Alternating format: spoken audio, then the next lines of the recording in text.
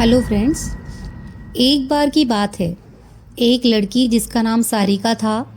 सारिका 15 साल की लड़की है जो छुट्टियों में अपने गांव दादा दादी के घर घूमने जाती है। सारिका जब अपने दादा दादी के घर पहुंचती है तो उसके दादा दादी अपनी पोती से मिलकर बहुत खुश होते हैं, पर यह बात किसी को पता नहीं थी कि जल्दी ही इनकी इस खुशी पर ग्रहण लगने वाला है। सारिका का कुछ दिन तो उसके गांव में बहुत अच्छे से बीते। फिर एक दिन सारिका अपने सहेलियों के साथ गांव के बगीचे में खेल रही थी। सारिका खेलते खेलते आम के पेड़ को देखती है। उसके बाद वो अपने सहेलियों से कहती है, चलो ना आम तोड़ते हैं। सारिका ढेले से आम को तोड़ने की कोशिश करती है और उसका ढेला आम पर लग भी जाता है, जिससे आम गिर जाता है। पर आम गिरते हुए थोड़ी दूर मिट्टी में दबे एक पोटली के पास चला जाता है। सारिका जब आम लेने वहां पहुंचती है तो उसे पोटली का थोड़ा हिस्सा दिखाई देता है। वो सोचती है कि क्या है ये सोचकर वो पोटली बाहर निकाल लेती है। उस पोटली को खोलकर देखती है तो उसमें उसे कंगन मिलते हैं जो बहुत पुराने दिख रहे होते हैं। सारिका को तो पता भी नहीं था कि ये कंगन उसकी जिंदगी का सबसे भयानक हिस्सा बनने वाला है। वो कंगन उसे अपने ओर आकर्षित कर लेता है, जिसकी वजह से वो उस कंगन को अपने घर लेकर चली जाती है। घर आकर वो ये सारी बातें अपनी दादी को बताती है और वो कंगन भी दिखाती है। फिर दादी ने जो कहा वो सुनकर सारिका डर से कांपने लगती है। दादी कहती है कि वो पोटली कोई आम पोटली नहीं थी, वो एक चुड़ैल की पोटली थी।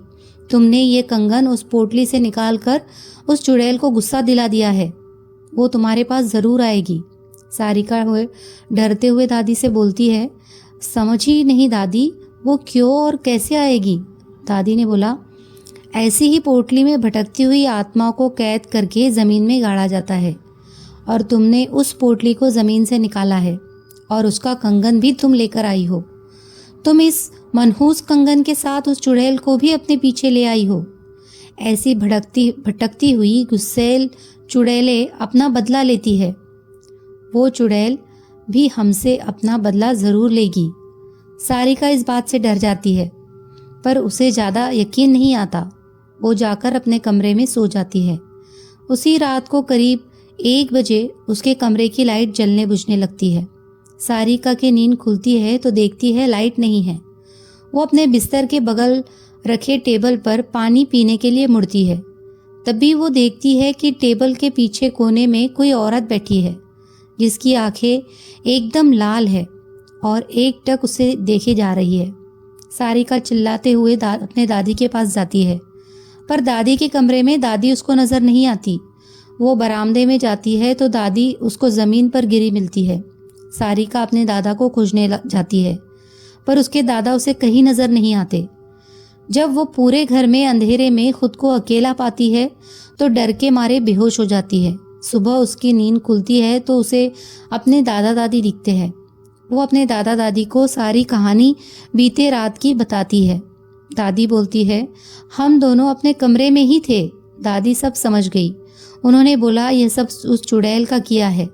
वो कंगन उस पोटली में वापस रखना होगा, वरना वो यहाँ से नहीं जाएगी।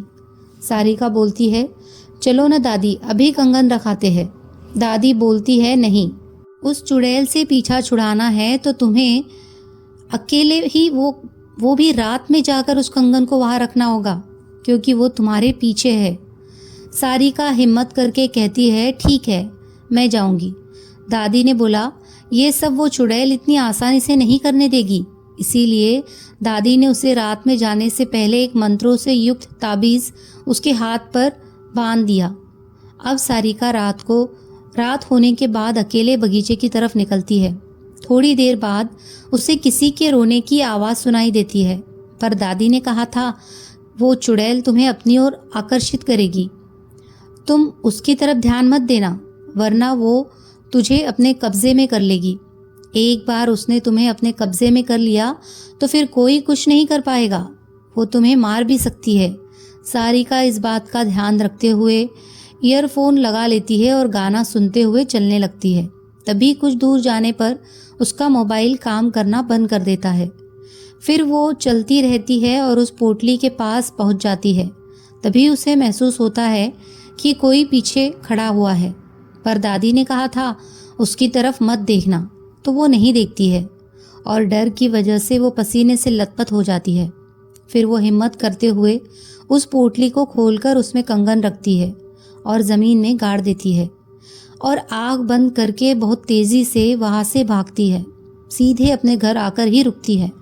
चुड़ैल से तो उसका पीछा छूट जाता है, पर वो इतनी डर जाती है कि दूसरे दिन ही वापस शहर में अपने मम्मी पापा के पास चली जाती है। सारिका की ज़िंदगी का वो खौफनाक हिस्सा जिससे वो आज भी सोचने पर डर जाती है। आप सुन रहे थे चुड़ैल के कंगन। अगर आपको कहानी पसंद आई हो तो हमारे चैनल को सब्सक्राइब कीजिए, लाइक कीजिए और शेयर कीजिए। Thank you.